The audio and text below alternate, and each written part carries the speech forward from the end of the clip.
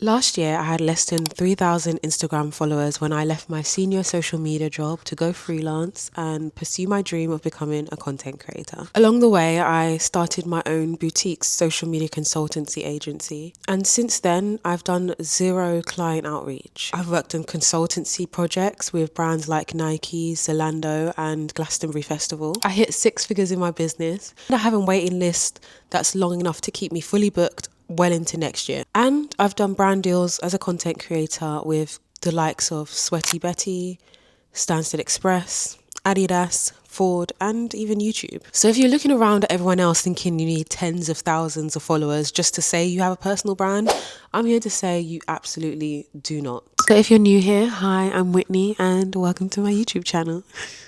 There are a lot of people pursuing content creation to work with brands, and there's nothing wrong with that. I mean, I myself am included in those people. However, the really smart people are leveraging their existing skills and their personal brand to turn that into cash and opportunities. So in this video, I'm going to share the 3 things I did really early on that helped me set myself up for success so that you can do it too. Okay, first and foremost, I think that we need to start by defining what a personal brand is. My mentor shared this really good definition that I want to share with you now, which I think just encompasses it perfectly. A personal brand is a unique combination of qualities, characteristics, values, and experiences that distinguish an individual from others. It encompasses how that individual presents themselves to the world, both online and offline, and how they're perceived by others. Personal branding involves intentionally crafting and communicating this idea to create a consistent and memorable impression that resonates with a specific audience.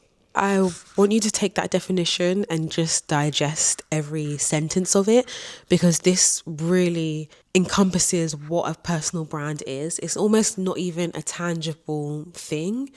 It's like a vibe and a feeling that everybody gives off in person. It's just about how you translate that online and leverage that with your existing skills to create money and opportunity for yourself. So something I did really early on in my career, which I know has really helped me on this journey, is I've made it super clear what it is I do and what my specialism is. That obviously evolves over time, but I think a really simple way that you can do this is update your bio in your Instagram. I'm going to speak specifically about Instagram in this video, by the way, because Instagram is the main place that I use and where I get most of my leads from. Another way to make it super obvious what you do is share the behind the scenes of what you get up to within your work. I've been doing this from really early on in my career for other reasons, but it's really, really helped. Like, my name is synonymous with social media consultancy, social media help. People just know that I work in social media because it's in my bio. I post about it. I didn't really post about it in main feed until I went freelance, but I did definitely share a lot on my Instagram stories. If you're not already doing this, definitely start doing it. Number 2 is share client testimonials. I think this is the most underrated form of promotion, but it's the one that has got me the most amount of inbound leads. When I started working with one of my first clients, I made some content around the insights and ideas that I had. This video, I grew my client's Instagram account by 50,000 followers in 7 months completely organically. Here's how we did it. Every one of my strategy clients onboarding starts with an in-depth social media audit to identify their strengths and weaknesses. This exercise means we got to the root of his goals and purpose beyond just follower growth, which should be your guiding star from the very start. I studied the market to understand how to bring something fresh and new to the niche, and then came up with a content style that fit his unique vibe and aligned with his goals. Creating a plan and workflow for execution is essential at this stage. Most importantly, we worked as partners.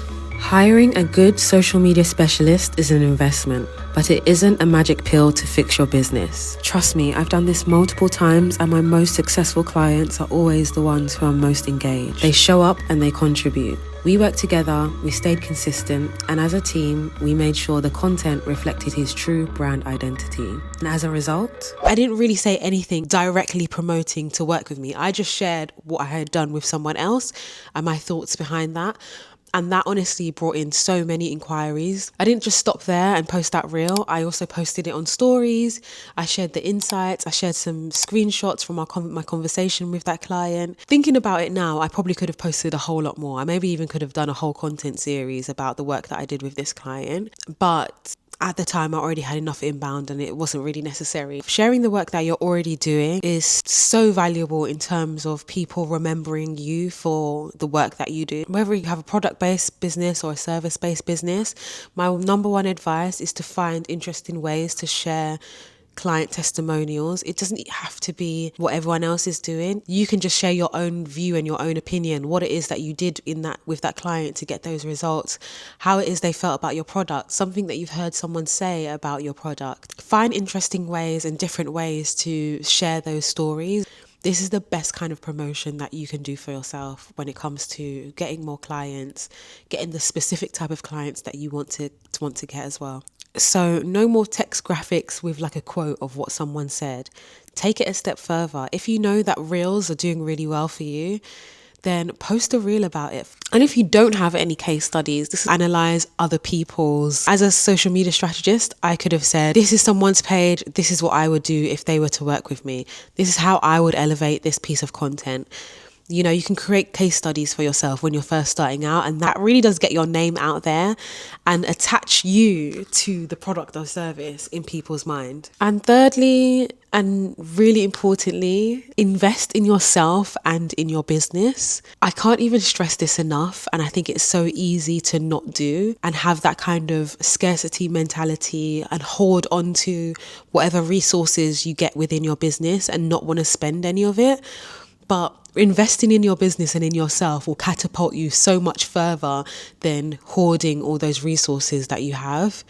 So there's 3 ways that I invested in myself and in my business quite early on. And I'm going to go from one which was a free one up until the one which was probably the most expensive investment I made in my business. So first one, free mentorship. I highly recommend you seek out mentorship programs. I've done a few mentorship programs, but this last one that I did was really the one that encouraged me to take that leap. Really cracked my brain open when it came to the concept of money and earning and making sure that you're earning equivalent to the value that you provide, if that makes sense. So I went on a mentorship program called Nowie. It's a mentorship program for women who work in events. At the time, I was working in the music industry. So this was perfect for me. It's completely free.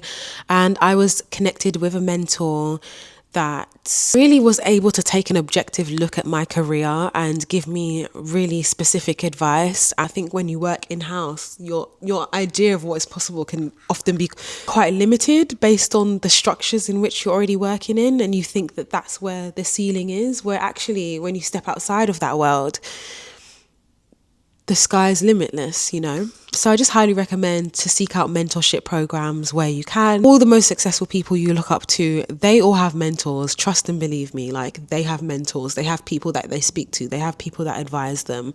They have people that can give them a nudge when they need it.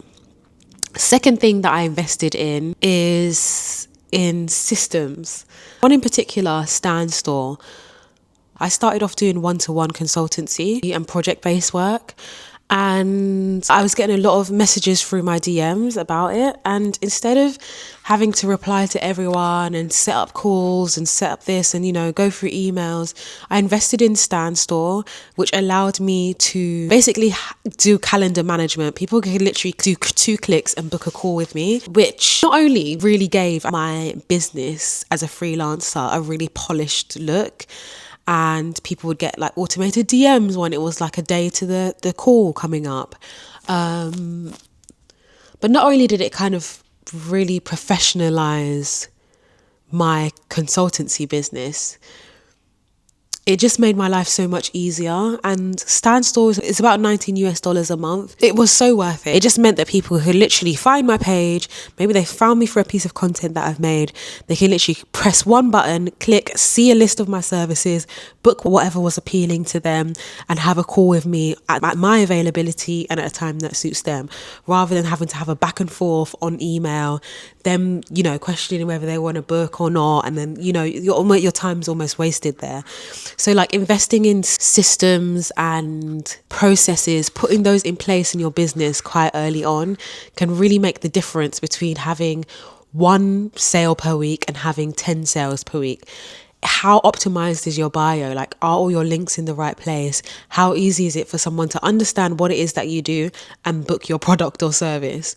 Those are the two questions you want to ask yourself really, really early on. The third thing that I invested in was, again, mentorship, but this was a paid mentorship. And honestly, at the time that I booked myself on for it, it was almost a little bit too expensive. I did have the option to pay in installments, and I did, but it was almost a bit of a risk to invest in that. But again, the payoff was unquantifiable.